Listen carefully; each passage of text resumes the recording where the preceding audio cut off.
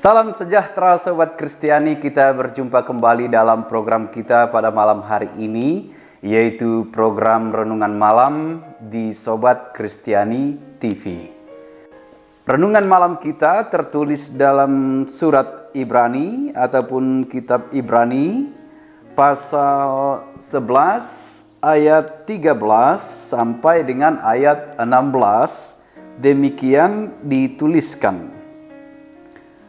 Dalam iman mereka semua ini telah mati sebagai orang-orang yang tidak memperoleh apa yang dijanjikan itu, tetapi yang hanya dari jauh melihatnya dan melambai-lambai kepadanya, dan yang mengakui bahwa mereka adalah orang asing dan pendatang di bumi ini.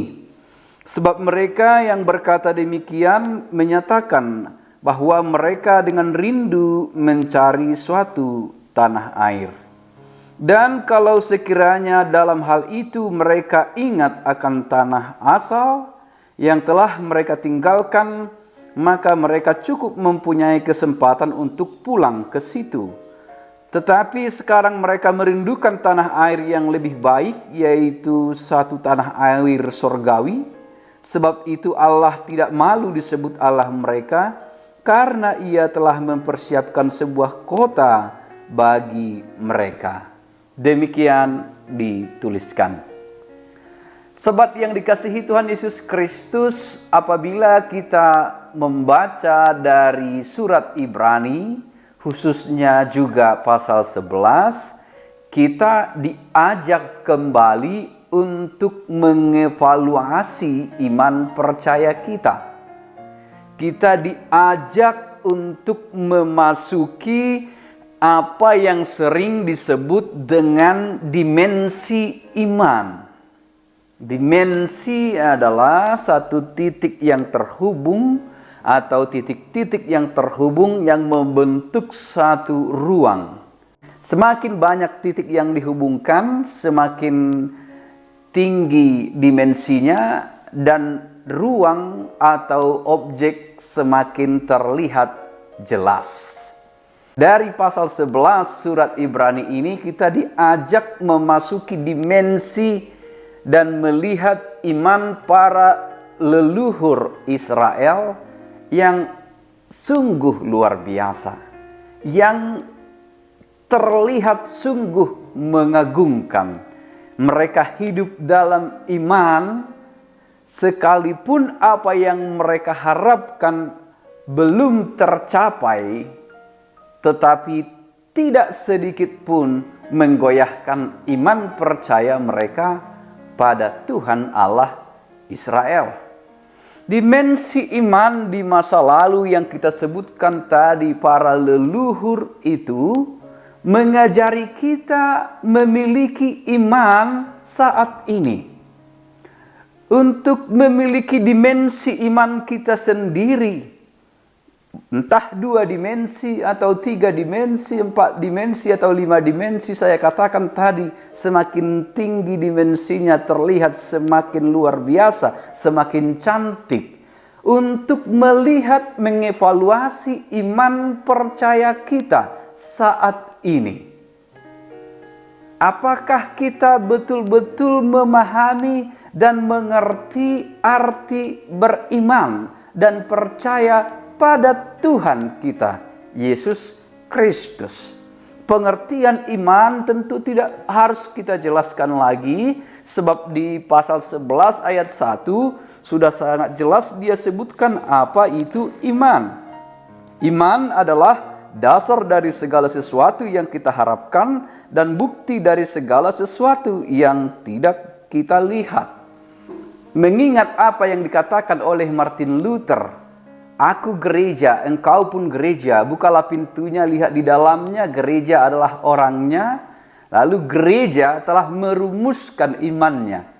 Kita sebagai gereja telah merumuskan iman percaya kita. Setiap minggu yang kita nyatakan, yang kita akui setiap kita beribadah. Aku percaya kepada Allah Bapa, percaya kepada Yesus Kristus, dan percaya kepada Roh Kudus.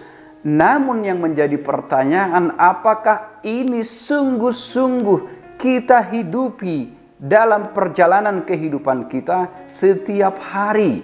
Bila disebut percaya pada Bapa, betulkah hanya Dia yang kita jadikan sumber pertolongan? Tidak ada Allah lain. Percaya pada Yesus Kristus, hanya di dalam Yesus ada keselamatan. Percaya pada Roh Kudus yang menuntun kita mengenal Kristus lebih dalam.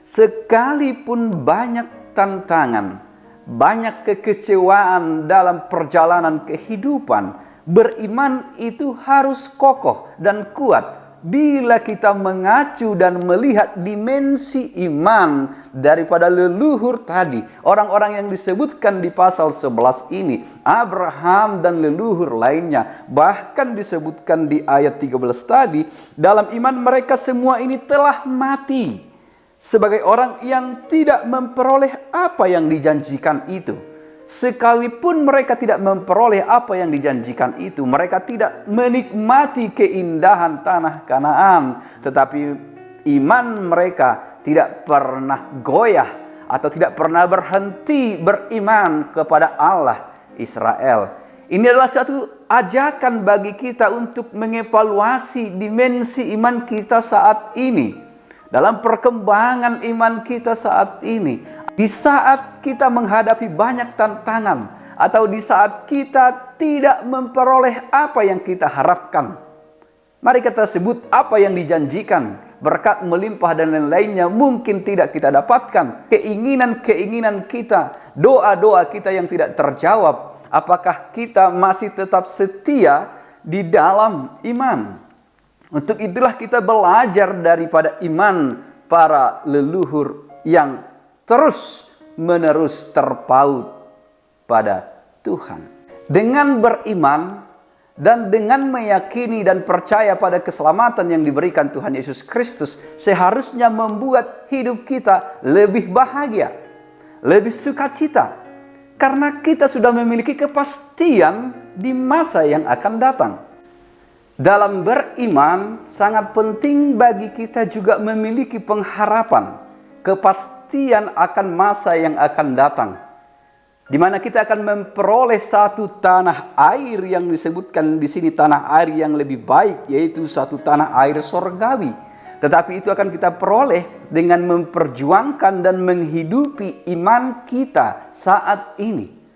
Oleh sebab itulah maka saya sebutkan tadi dari awal, bila kita membaca Ibrani, khususnya Ibrani pasal 11 ini, adalah momen bagi kita mengevaluasi iman kita, mengevaluasi iman percaya kita. Apakah kita sungguh-sungguh hidup di dalamnya? Maka dipaparkan kepada kita, diberikan kepada kita satu contoh dari iman leluhur Israel, yang juga menjadi leluhur kita secara iman, untuk menjadi acuan bagi kita berjuang bertahan dalam iman saat ini, dan untuk sama-sama memperoleh hasil buah dari iman yang kita kerjakan pada saat ini, yaitu satu tanah air yang lebih baik, satu tanah air sorgawi. Di bumi ini kita tidak kekal, tidak ada yang kekal, semua akan dibongkar dan akan berakhir.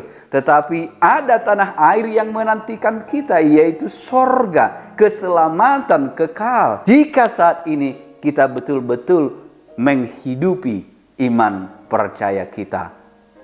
Amin.